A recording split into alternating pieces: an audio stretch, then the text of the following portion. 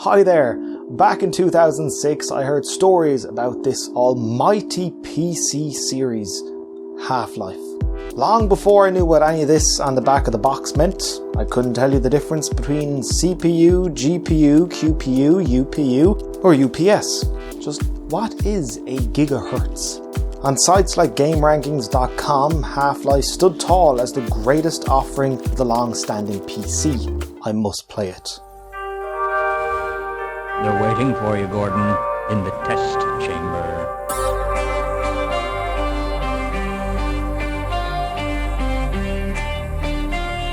My only PC gaming experience up until Half-Life was SimCity 2000, still fantastic by the way, and a strange dog petting game. Nonetheless, for Christmas I told my parents I would like Half-Life, the first one, try to get a foothold in the series. They over-delivered by giving me this, the Holiday Edition. Not only could I play the first game, but the supposedly even better Half-Life 2, and Episode 1 was an additional bonus. Now, this video is about my personal experience with Half-Life 2, not Half-Life 1. That is because Half-Life 1 didn't do much for me. A younger version of myself could see how this game was good for its time, but it felt so dated. A little disappointed, I booted up Half-Life 2. Rise and shine, Mr. Freeman. Rise and shine. Not that I wish to imply you have been sleeping on the job. No one is more deserving of a rest, and all the effort in the world would have gone to waste until... well, let's just say your hour has come again. The opening had me hooked. Who is that guy? What is this city? And why are guards everywhere? Gordon's movement is much more lifelike too, making it easier to feel like a real person moving around this bleak and authoritarian space. Pick up the can?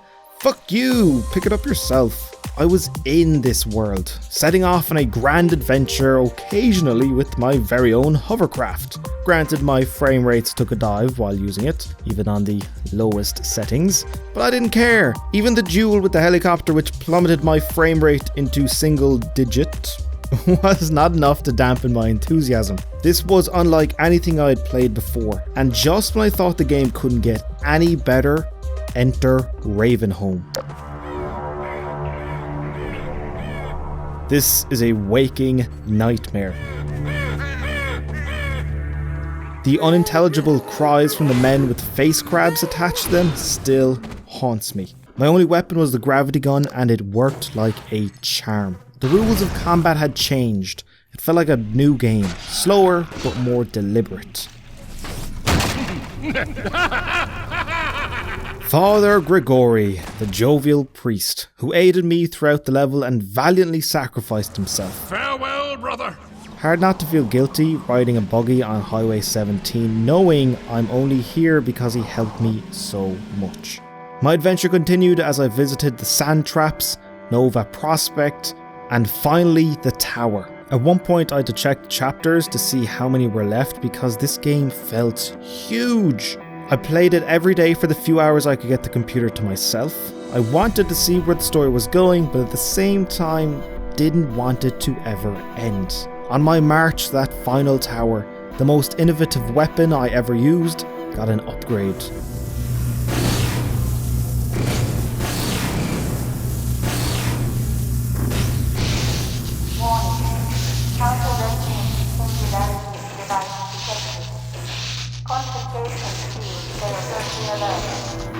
Running through the level, picking up not objects to throw, but humans, was the ultimate power trip. Alas, all good things must come to an end. Speaking of endings, betrayal followed by revelation, with explosions shaking the ground beneath my feet build until a final big bang and a moment that gave me literal chills. Time slows down and a G-Man speaks. Time, Dr. Freeman? Is it really that time again? It seems as if you only just arrived. You've done a great deal in a small time span. He is such an eerie character. My time with Half-Life 2 was over, but I wanted more. Thankfully, I've episode 1 to play, and I tried, but my computer was far from capable. Instead, I went back and finished the first game. Turns out, pretty good, but could not quite match the whirlwind of a time I had with the sequel. Half-Life 2 had a huge impact on me. And here's the thing, I played it on the lowest settings, barely chugging along. I only scratched the surface of the true Half-Life 2 experience. After finishing that first playthrough, my adventure with Half-Life 2 had come to an end. But its adventure with me had only just started. First, it was moved to my father's new laptop, which was supposed to be for work, although in evenings and weekends it was free to use. I could actually play it on the lowest settings without frame rate drops. Most of the time. A few years later, I was getting ready to go to college, leave the nest and experience the wonders of endless drinking, skipping class, late night parties, last minute deadlines and new friends. To aid me with my studies, my father gave me the laptop as he had since gotten a new one, which I was forbidden from installing games on. I would have to wait a while to play Half-Life 2 on eye-watering medium settings. Our next stop would take us international.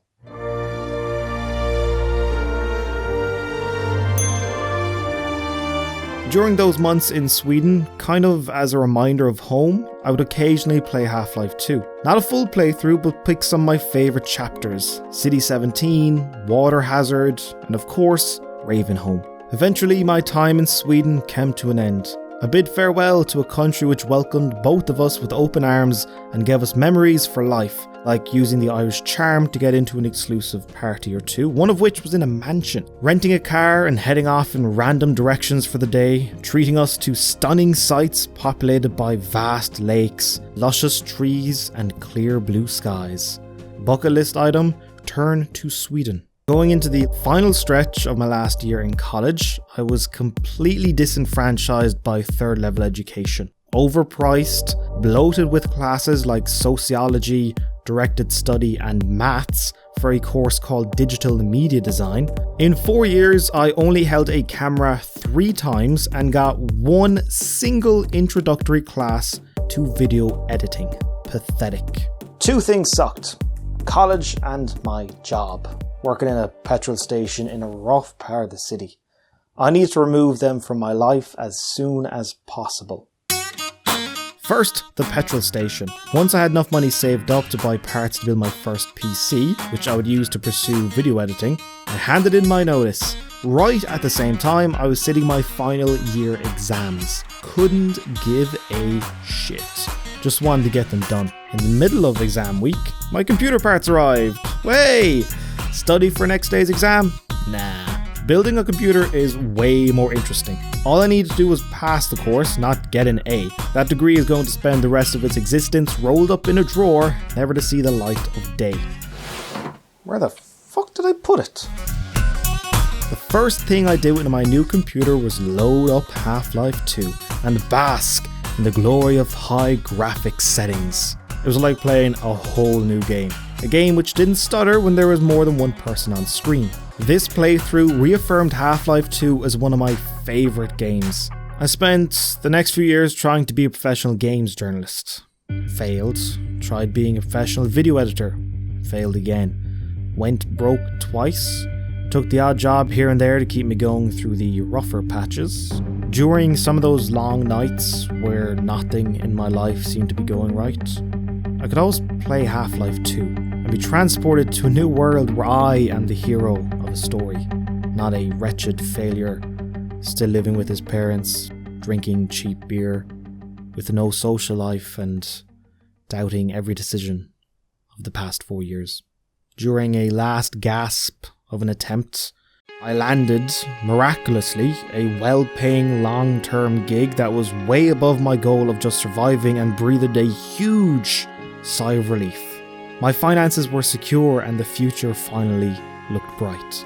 Once I had plenty of money saved, it was time for another upgrade. Half-Life 2 was to be played on the highest settings, max anti-aliasing at 60 frames per second minimum. So buttery smooth.